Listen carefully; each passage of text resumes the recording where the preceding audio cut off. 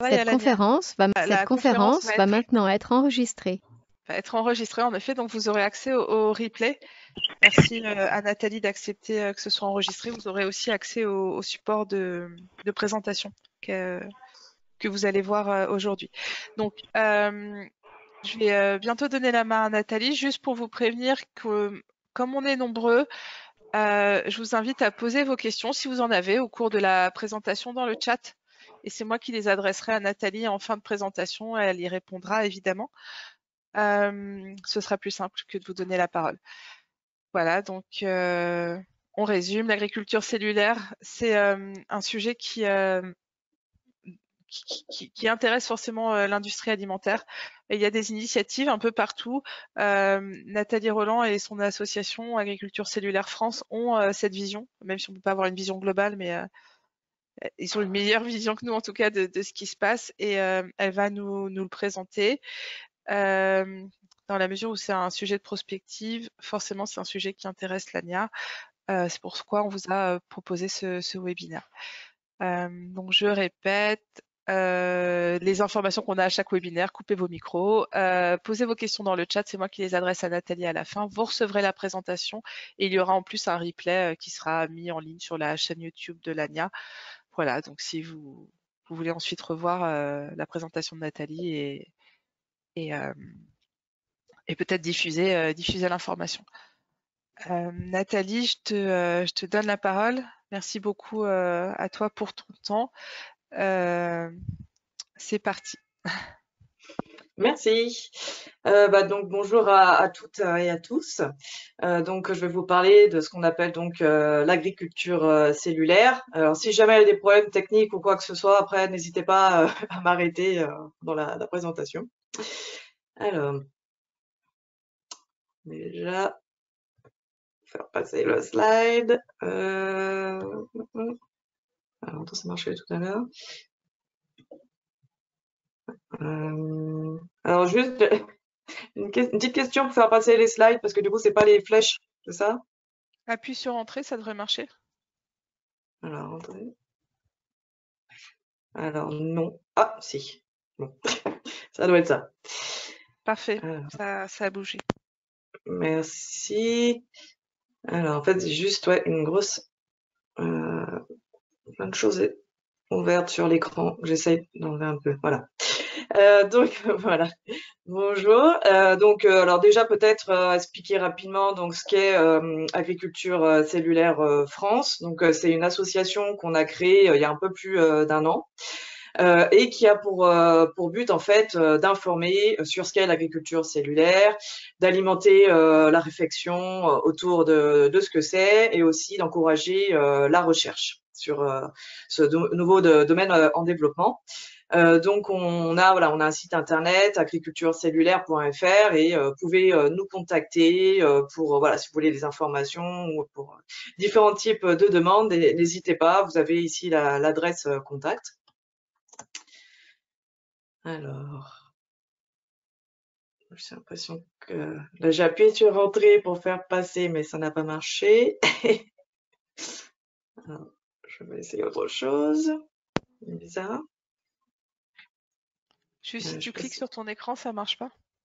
Alors, clique. Oui, voilà. En fait, il faut que je clique sur l'écran, c'est ça. Voilà. Donc, alors moi, rapidement, donc je travaille sur le sujet de l'agriculture cellulaire et donc de la viande cultivée à partir de cellules depuis quelques années. J'ai notamment travaillé avec Mark Post, un chercheur néerlandais de l'université de Maastricht, qui avait comme on le verra après, montré le premier burger in vitro en 2013. Et ensemble, donc, on a fait une étude sur l'acceptation du consommateur de cette viande. J'ai travaillé donc sur des projets avec des centres de recherche, avec des ONG, donc à un niveau là, c'est international. Et j'ai cofondé l'association Agriculture Cellulaire France pour voilà pouvoir se concentrer un peu plus précisément sur ce qui se passe en France. Alors, déjà, pourquoi est-ce qu'on développe des alternatives aux produits animaux? Je pense qu'on commence voilà, à être quand même informé sur le fait que l'élevage industriel pose certains problèmes en termes d'impact environnemental, impact sur la santé, comme l'antibiorésistance, les maladies zoonotiques, les problèmes de bien-être animal. Mais c'est voilà aussi surtout le fait que avec la population mondiale qui fait que la demande en produits animaux va exploser et est en train d'exploser, la question c'est comment répondre à ces demandes, sachant que voilà les produits animaux demandent par exemple beaucoup de terre, donc comment faire pour répondre à la demande en ayant un impact sur notre société qui soit le meilleur possible. Donc c'est pour ça que on travaille sur différents types d'alternatives, les alternatives végétales, il y en a qui vont travailler sur les insectes, et l'idée c'est de voilà, travailler sur différentes pistes et aussi qu'à la fin le consommateur ait le choix et puisse voilà, choisir en fonction de ce qui l'intéresse. Alors peut-être aussi quand même dire que voilà, enfin, on développe les produits de l'agriculture cellulaire, mais il faut quand même garder à l'esprit qu'il faut avant tout revenir vers beaucoup plus de végétal. Voilà, donc rapidement, donc le principe de l'agriculture cellulaire, donc c'est on verra après, enfin pour les processus, mais globalement, donc il y a deux types de produits. Ce qui est de la viande et des protéines animales, donc développées à partir des cellules ou de micro-organismes. Et ces produits ont pour but d'être proches des produits animaux conventionnels. Parce que c'est ce qu'on voit, par exemple, on fait des études d'acceptation du consommateur sur les alternatives végétales. Ce que veulent les consommateurs, c'est des produits qui soient proches des produits animaux qu'ils connaissent, avant tout. Ils veulent voilà, se rapprocher simplement de ce qu'ils connaissent et de ce qu'ils aiment. Donc l'idée avec l'agriculture cellulaire et donc les produits qui sont développés, c'est de réduire les obstacles pour aller vers ces alternatives, que ces produits soient dans la même catégorie de produits qu'ils connaissent, donc la viande cultivée soit de la viande et pas autre chose, que ces produits aient les mêmes qualités sensorielles, la même utilisation, même façon de cuisiner ces produits. Après, donc à qui est-ce que ça s'adresse? Donc, aux consommateurs de produits animaux. Donc, dans un premier temps, plutôt ce qu'on va appeler les flexitariens, aussi des personnes qui seraient prêtes à faire un effort, notamment au niveau du prix, parce que ça devrait être des produits plus chers, au moins au départ. Et puis après à plus long terme, tous les consommateurs de produits animaux. Alors, pour un petit historique en ce qui concerne donc la viande, donc ça fait quand même longtemps que des personnes ont dans l'idée de faire de la viande à l'extérieur d'un animal. Donc, il y a même un Français en 1912 qui avait déjà fait un muscle comme ça en dehors d'un animal. Il y a Winston Churchill qui, en 1931, il est souvent repris parce qu'il avait émis justement cette idée de faire des parties de viande d'animaux, de muscles, de faire grossir juste les parties qu'on voulait et pas un animal entier. Mais ça a vraiment en fait commencé à se mettre en place, on va dire, ce nouveau domaine dans les années 50 avec aux Pays-Bas avec donc un Néerlandais, Willem van Hielen, qui lui a vraiment poussé, c'est de motiver les gens toute sa vie pour développer donc cette viande in vitro. Donc les recherches ont continué donc aux Pays-Bas et c'est après donc Mark Post qui avait repris donc cette idée, qui avait continué à travailler là-dessus. Et c'est donc lui qui en 2013 avait montré donc à Londres devant les télévisions, les médias, une preuve de concept de burger in vitro, qui était voilà juste une preuve de concept, qui était juste du muscle, vraiment un prototype très basique, mais pour montrer que possible. Et c'est vraiment depuis ce moment-là que les choses se sont mises à se développer plus. Et donc après, la question c'est quand est-ce que ça va vraiment être mis sur le marché? Alors on verra un peu après, mais en fait, on a une nouvelle là, très très récente par rapport à Singapour, mais il y a la question de quand est-ce que c'est autorisé, quand est-ce que les premiers produits vont vraiment arriver en quantité significative. Ça, ça sera à voir parce que c'est vraiment quand même le tout début du développement de ce nouveau domaine. C'est en phase de R&D encore. Ça fait seulement quelques années que des entreprises travaillent vraiment là-dessus.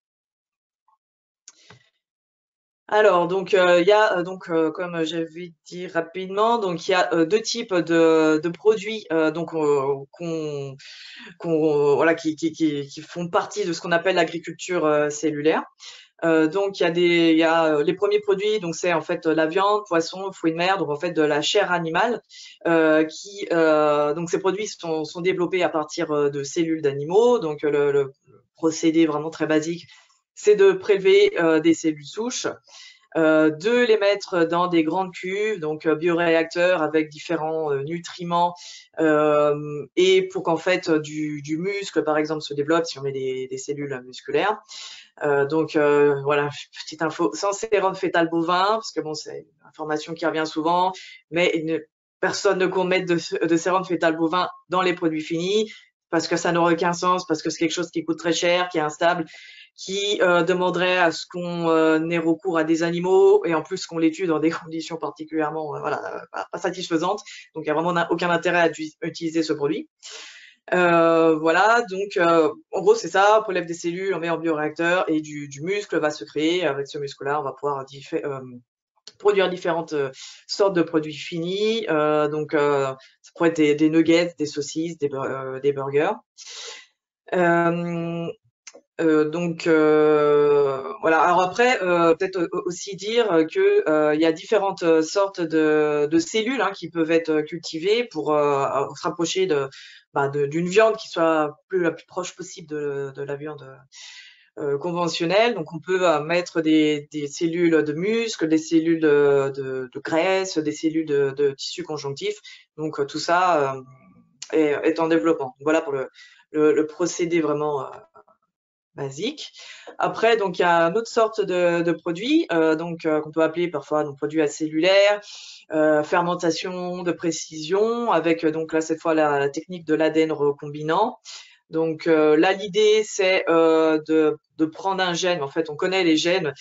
Des gènes en fait qui vont coder pour les protéines qui nous intéressent, qui vont indiquer à des micro-organismes comme par exemple des levures quelles protéines produire donc grâce à ces gènes. Donc les micro-organismes, grâce aux gènes qu'ils vont avoir à l'intérieur d'eux, vont savoir quelles protéines produire. Ces micro-organismes vont là aussi être mis dans des grandes cuves, des bioréacteurs avec différents nutriments. Et les micro-organismes vont produire directement les protéines souhaitées qui vont après être purifiées. Donc, on va séparer les micro-organismes des protéines. Et donc, ça va servir à faire. Donc, on va pouvoir obtenir des protéines de lait ou des protéines d'œufs, des protéines de gélatine, de collagène, pour pouvoir produire différents types de produits alimentaires. Donc à terme, on pourra pouvoir faire par exemple du fromage, des meringues, de la gélatine pour l'alimentaire, pas mal de choses. Et donc là, cette technique, alors en fait ces deux techniques viennent du secteur médical parce que pour faire de la viande, c'est la culture cellulaire. Là, c'est l'ADN recombinant, mais ces deux techniques sont déjà utilisées depuis des dizaines d'années. En ce qui concerne donc la fermentation, donc la première application dans la médecine, c'était en 78 pour l'insuline. Pour l'alimentaire, c'était la présure en 90.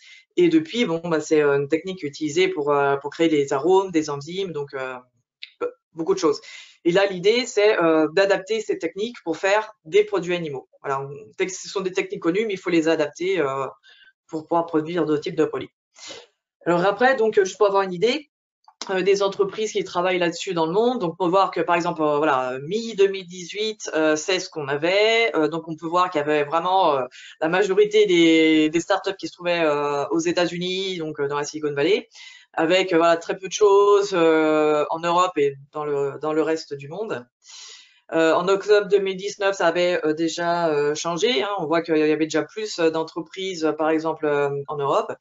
Et là, maintenant, on en est à peu près à ça. Mais bon, sûrement des startups qui ne sont pas répertoriées ici. Mais on peut voir que il y a quand même une prédominance au niveau des États-Unis, de l'Europe et de l'Asie. Donc c'est là où on retrouve le plus de startups aujourd'hui. Peut-être noter qu'en France, on a Gourmet qui travaille au développement de foie gras et Vitalmeat qui travaille au développement de volaille. Donc voilà pour ce qui se passe en France. Après, peut-être aussi une petite note juste pour noter en fait le rôle des grands groupes de l'agroalimentaire. Aujourd'hui, ce qu'ils font, ils regardent ce qui se passe et certains d'eux investissent dans les startups. Alors, a priori, ils travaillent pas eux-mêmes là-dessus au développement de ces produits, mais certains d'entre eux investissent et en tout cas, ils s'intéressent, ils observent un petit peu ce qui se passe, qui développe quels produits, quelles sont les startups, etc. Alors, les produits qui sont en développement, donc là, pour avoir un peu une idée, parce que c'est vrai que c'est bien d'avoir des images. Donc là, il y a une partie, enfin, ouais, pour une partie, il y a tout ce qui est donc viande, poisson, fruits de mer, avec différents types de viande, différents types d'espèces qui sont développés. On en voit voilà différents exemples ici. Alors, on peut aussi noter qu'a priori, les premiers produits qui seront disponibles, ça sera des produits de type haché, de viande hachée, parce que c'est ce qui est de plus simple en fait à produire au niveau notamment de la texture. Donc des burgers, des saucisses, des nuggets, des choses comme ça. Mais il y a par exemple Ale Farms qui eux veulent faire directement des steaks avec voilà différents types de cellules dedans, mais cultivés, enfin que voilà ensemble et sans que ça soit un produit haché. Alors on a aussi donc les protéines, les œufs, gélatine qu'on voit ici. À noter que le seul produit qui est sur le marché, enfin en fait maintenant il y en a deux, mais un des seuls produits qui est sur le marché, c'est les protéines de lait qui sont disponibles bon seulement aux États-Unis en petite quantité, mais voilà c'est donc il y a des glaces avec des protéines de lait faites par fermentation qui sont sur le marché aux États-Unis aujourd'hui.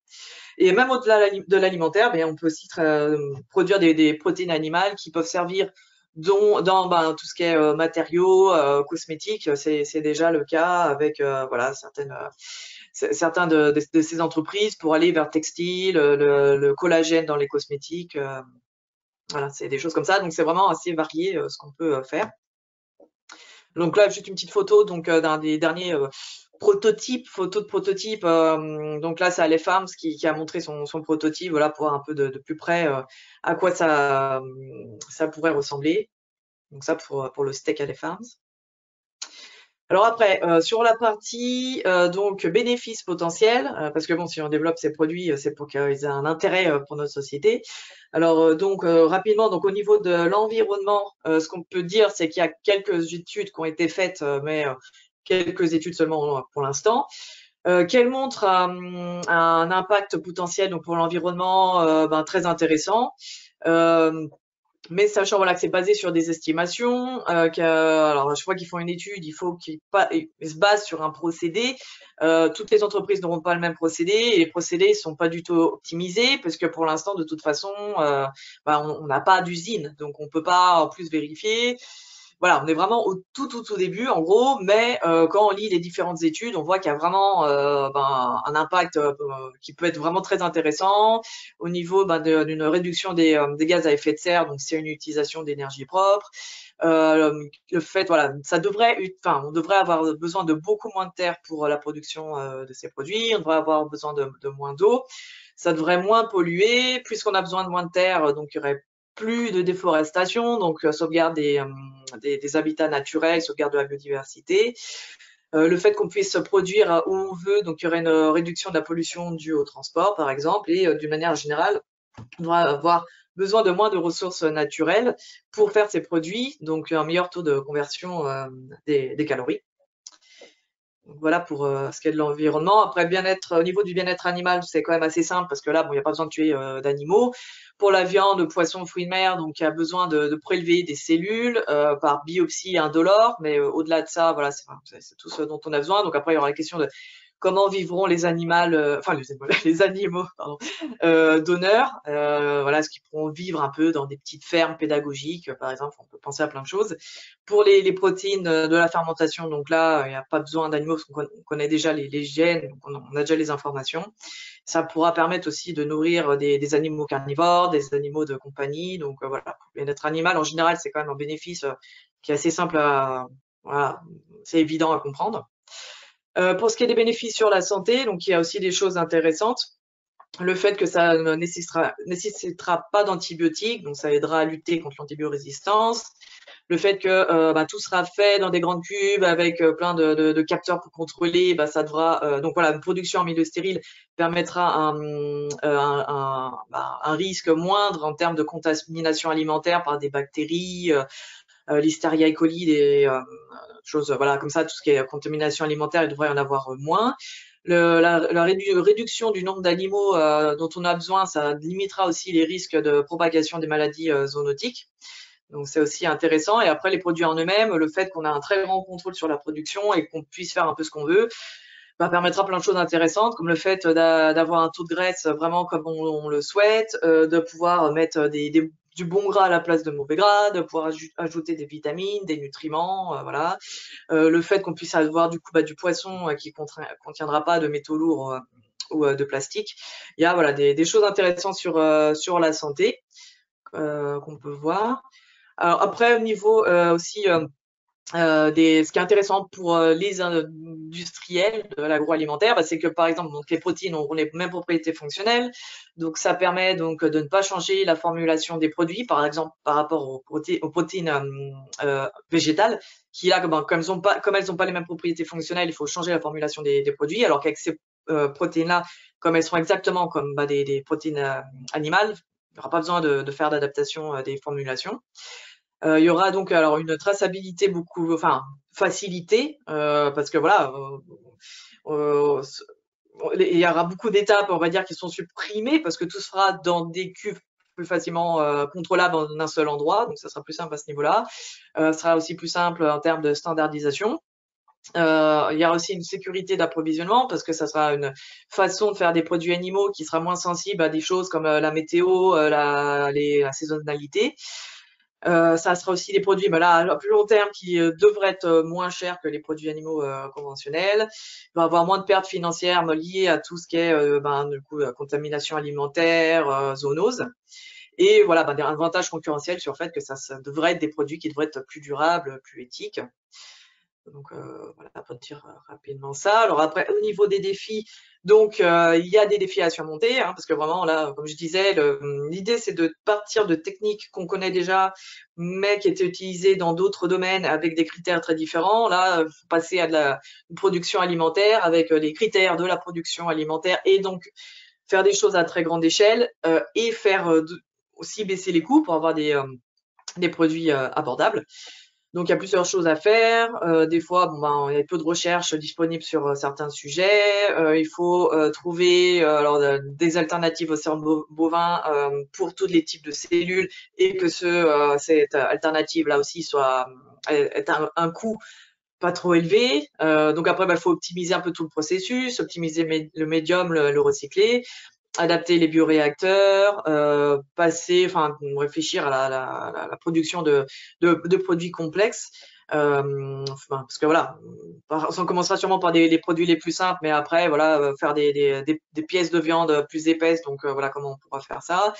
Il faudrait que les produits aient des qualités organoleptiques donc satisfaisantes. Et donc vraiment des challenges, des défis les plus importants. Donc c'est d'arriver, de passer d'être capable de faire des prototypes à toute petite échelle à des produits finis à beaucoup plus grande échelle. Donc ça, c'est un défi à relever et aussi donc faire baisser les prix. Ça aussi, le prix, c'est quand même un des défis les plus importants. Donc pour tout ça, il y a besoin d'argent et de personnes pour travailler là-dessus.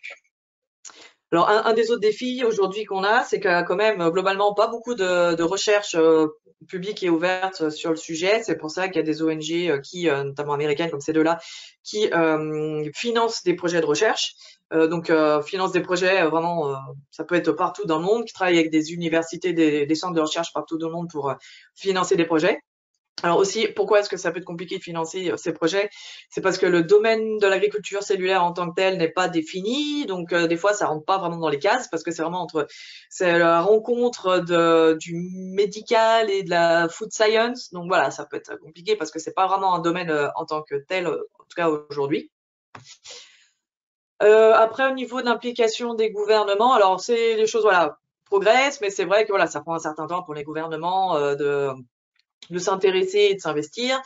Mais ce qu'on pouvait voir, c'est que par exemple en Asie, des gouvernements asiatiques ont montré vraiment leur intérêt pour ça par le fait qu'ils ont financé des projets depuis quand même quelques temps. Au niveau de l'Europe, il y a quand même les Pays-Bas qui ont financé les premiers projets là-dessus et qui se montrent encore intéressés. Là, il y a quelques temps, il y avait la Chambre des représentants qui avait presque unanimement demandé au ministre de l'Agriculture, de la Nature, de la qualité des aliments de montrer plus d'ambition, de stimuler le développement de la viande cultivée. En Belgique, il y avait aussi le porte-parole du ministre de l'Innovation qui avait dit qu'il fallait qu'il se concentre sur la production de la viande cultivée. Et donc après, ils ont octroyé une subvention de 3,6 millions à un consortium belge pour travailler sur sur la viande cultivée aussi, sur cellules de graisse. Il y a en Espagne, là très récemment, donc en fait le gouvernement espagnol qui a octroyé une subvention de 5,2 millions d'euros à une entreprise, enfin un consortium pour notamment étudier les effets de la santé et les bénéfices pour la santé de la viande cultivée. On peut noter, voilà, par exemple en Allemagne, ils sont en train de créer une chaire sur l'agriculture cellulaire à l'université technique de Munich. Donc voilà, c'est quand même en train de bouger, il se passe des choses. Par contre, en France, à notre connaissance, il ne se passe rien. Donc, nous, on aimerait qu'il se passe quelque chose parce que on n'a pas envie que la France rate le train, voilà. Que ça bouge partout sauf en France parce que c'est vraiment un domaine qui est très important en termes juste d'impact sur notre société et voilà, en termes aussi d'industrie. Hein. C'est quelque chose qui devrait devenir quand même important dans les années qui viennent. Donc, ça serait quand même bien que la France investisse un petit peu plus là-dessus. Il y a aussi donc des projets qui sont financés par l'Europe. Il y en a eu plusieurs avec différents consortiums à chaque fois. Et voilà, en général, les gouvernements s'impliquent parce que voilà, pour travailler sur la transition écologique, la souveraineté alimentaire, leur souveraineté alimentaire, et aussi leur compétitivité. Hein. Souvent, ils voient bien leur intérêt quand même à se placer en leader sur ce sujet-là. Alors aussi, donc il y a la question de la réglementation. Au niveau de l'Europe, bon, ça devrait être a priori la nouvelle food qui devrait s'appliquer. Donc bon, là le processus est connu, les étapes sont connues. Il faudra passer par là et ça prendra un certain temps pour faire tous les tests. Mais a priori, on connaît déjà le processus. Ce qui n'était pas le cas aux États-Unis pour la viande cultivée, parce que là, en fait, ils ont dû créer une réglementation pour la viande cultivée. La FDA et l'USDA ont travaillé ensemble pour donc mettre au point une réglementation spécialement pour cette viande. Au niveau des produits de la fermentation, on peut noter qu'aux États-Unis, des protéines de lait donc faites par fermentation ont eu le statut GRAS, donc voilà, qui a permis leur mise sur le marché. Donc voilà, c'est ce qui se passe aux États-Unis. Donc, on a les protéines de lait qui sont autorisées aux États-Unis. Et là, depuis décembre dernier, c'est Singapour qui a autorisé la commercialisation de viande cultivée.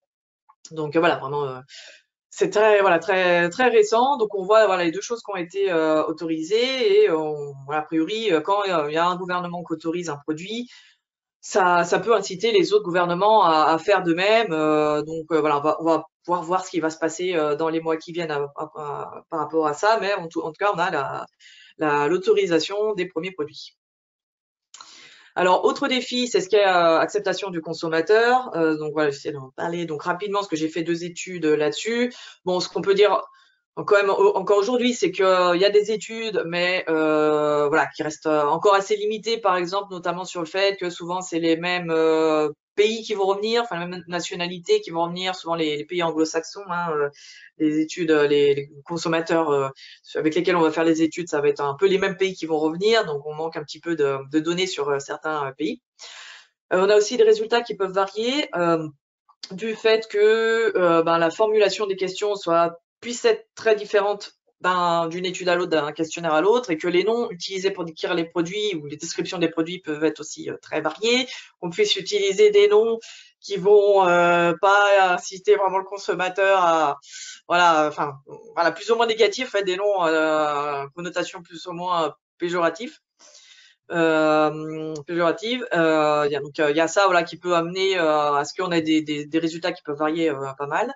Mais ce qu'on note en général, ce qui revient, c'est que les personnes qui ont tendance à avoir une acceptation la plus grande, alors sur là je parle de viande cultivée, c'est donc plutôt les jeunes, plutôt les hommes, plutôt les personnes diplômées, plutôt les urbains, les libéraux, les consommateurs de viande, donc par opposition aux végétariens par exemple, et dans certaines études, c'est même les gros consommateurs de viande et les personnes informées.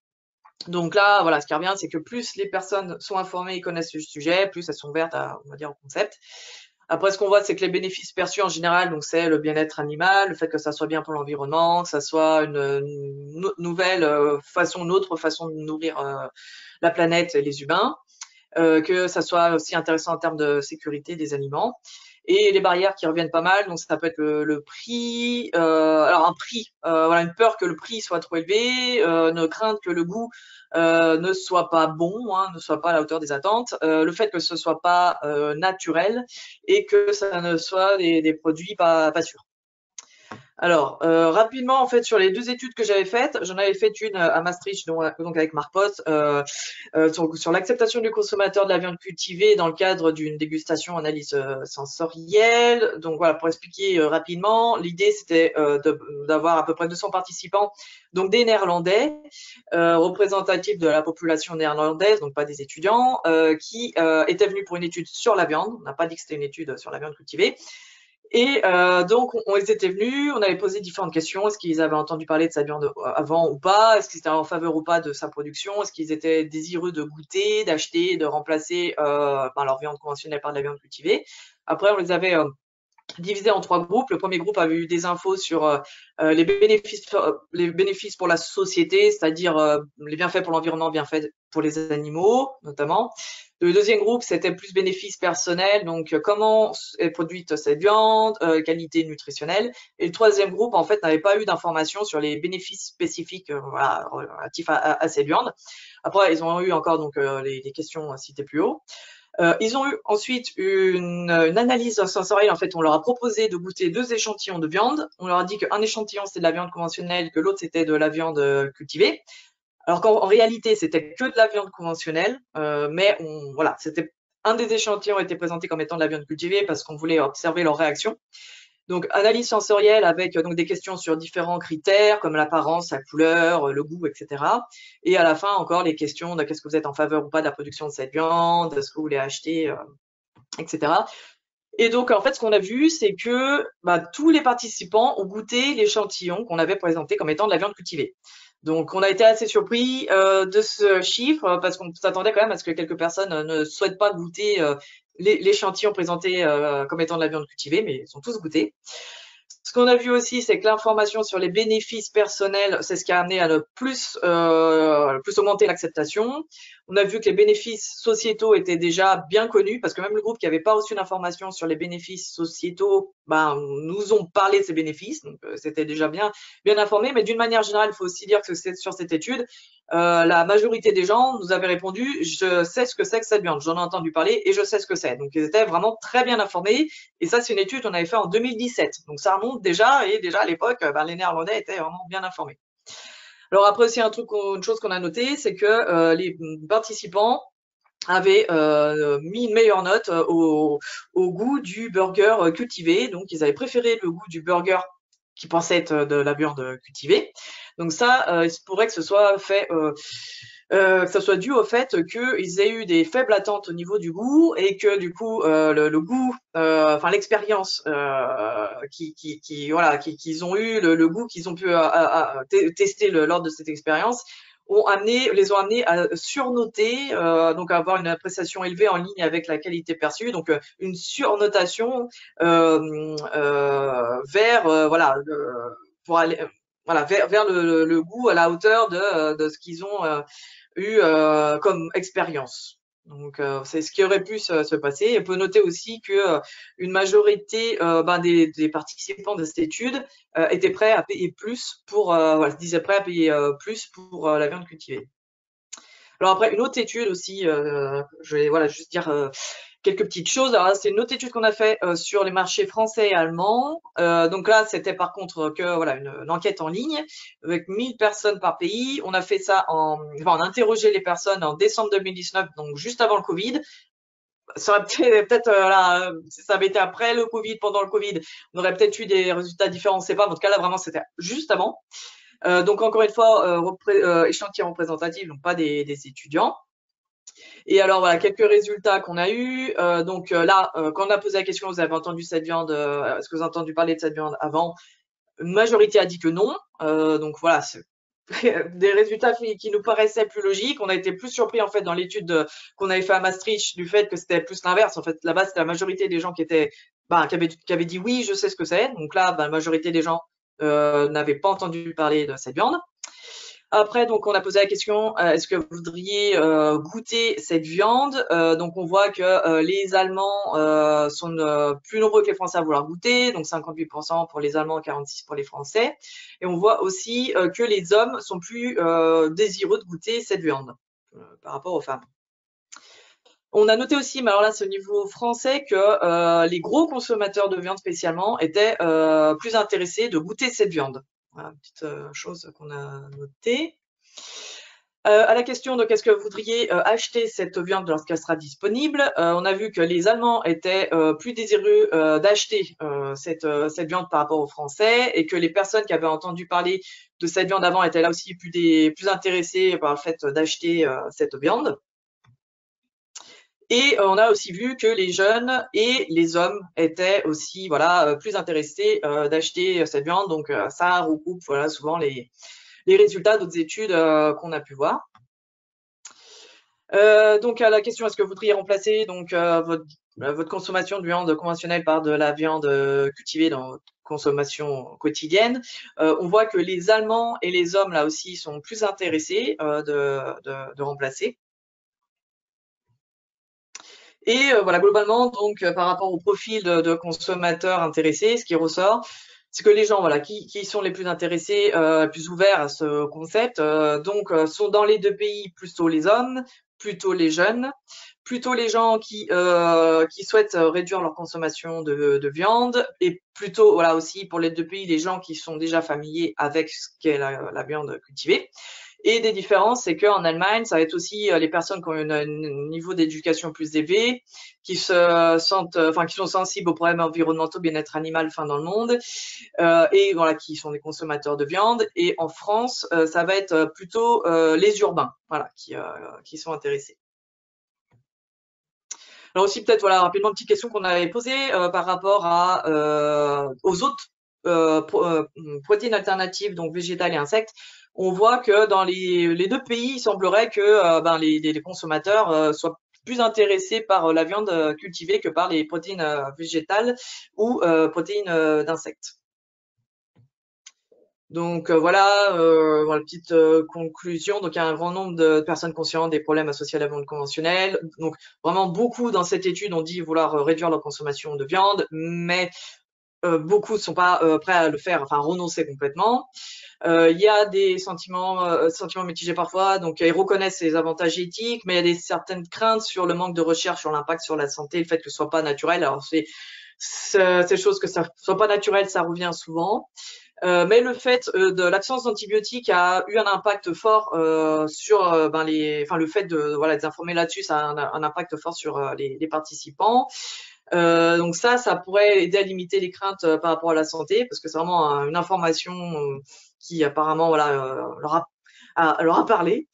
Après, les bénéfices éthiques sont aussi pertinents pour souligner les avantages de la viande. La connaissance sur le sujet joue un grand rôle sur les attitudes à son égard. Donc encore une fois, plus les personnes ont entendu parler de cette viande, plus ils sont favorables. Et on avait aussi vu que au fur et à mesure que les gens répondent au questionnaire et qu'ils se familiarisent avec le sujet, ils deviennent aussi de plus en plus favorables à la viande cultivée.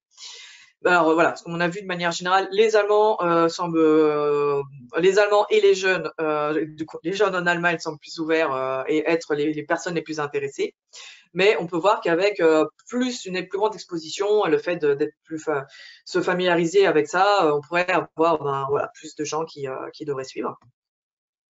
Alors après, quelques chiffres, projections sur ce qui se pourrait se passer. Donc là, il y a une étude qui avait été faite qui montrait qu'en 2040, on pourrait avoir la viande cultivée qui pourrait représenter 35% du marché de la viande, que les protéines végétales pourraient représenter 25%.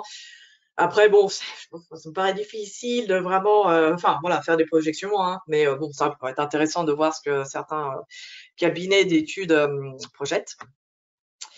Et voilà, donc un peu pour finir, un peu les questions, les craintes qui peuvent revenir par rapport à ce sujet. Donc il y a des questions qui concernent une reconfiguration de l'économie, l'impact sur les systèmes économiques, les questions de qui va produire développer ces produits. Est-ce que c'est l'industrie agroalimentaire? des entreprises déjà établies, plutôt des startups? Est-ce que les éleveurs vont pouvoir jouer leur rôle là-dedans? Il y a des questions aussi par rapport à la propriété intellectuelle, les brevets. Est-ce qu'il pourrait y avoir des brevets bloquants qui pourraient mener à des monopoles qui pourraient être gênants, je pense, hein, surtout enfin, quand ça concerne l'alimentaire. Enfin, nous, on pense quand même que c'est mieux qu'il y ait beaucoup d'entreprises qui soient actives et qui développent beaucoup de produits, parce que de toute façon, il y a tellement de produits à créer qu'il y a quand même logiquement de la place pour pas mal de monde. Donc après, où est-ce que ça sera produit? Dans les pays du Nord, dans les pays du Sud, dans des fermes, dans des usines? Est-ce que ça va amener des multinationales à renforcer leur pouvoir sur le système alimentaire? Ou est-ce qu'on pourra avoir aussi des productions plus localisées comme voilà des toutes petites des tout petits centres de production? On pourra avoir justement comme un concept là qu'une chercheuse néerlandaise dont elle parle, Pig in the Backyard, donc en gros des éleveurs qui auraient des bioréacteurs dans leur ferme et qui feraient ça eux-mêmes. Voilà, enfin, on peut se poser des questions un petit peu sur comment tout ça va se mettre en place. Il y a aussi du coup la question des éleveurs, leur place là-dedans. Est-ce que les gouvernements pourraient éventuellement aider les éleveurs à transitionner vers les protéines alternatives, donc vers l'agriculture cellulaire? Est-ce qu'il y aura des subventions pour ça, des financements, des formations? Est-ce qu'il y aura aussi, question importante, l'effet substitution par rapport à l'effet d'addition? Est-ce que on va bien remplacer une partie des produits animaux conventionnels avec ces nouveaux produits, ou est-ce que ces nouveaux produits vont venir juste s'additionner à la production de produits animaux conventionnels qu'on a déjà? Dans ce cas-là, l'impact sur la société, c'est pas intéressant, parce que le but c'est quand même de réduire les produits animaux conventionnels industriels pour réduire les impacts négatifs associés. Et donc remplacer ça par des protéines alternatives. Donc on va voir comment ça pourra se passer. Après, il y a des autres questionnements qui reviennent des fois qui peuvent être un peu surprenants, mais il y en a qui vont parler de viande humaine, parce que techniquement on peut faire de la viande humaine. Donc est-ce qu'il y aura des gens qui font de la viande humaine? A priori non, c'est pas vraiment ce que le consommateur demande. La question un peu des États-Unis, parce que c'est vrai que est-ce qu'ils pourraient un peu dominer ce marché, parce que c'est vrai que chez eux tout est fait pour que ça soit plus facile pour les startups pour se lancer. Est-ce que ça sera les produits en eux-mêmes, qu'est-ce que ça va donner concrètement, les qualités organoleptiques des produits? Est-ce que ça sera de la vraie viande, considérée comme la vraie viande? Il y en a qui parlent de disparition de l'élevage traditionnel. Alors, on pense que ça devrait être pas le cas, que justement l'élevage traditionnel aura justement l'opportunité de bien mettre en avant son savoir-faire par rapport à l'élevage industriel et aux protéines alternatives. Question d'étiquetage, il y a des personnes qui disaient on va peut-être mal étiqueter les produits.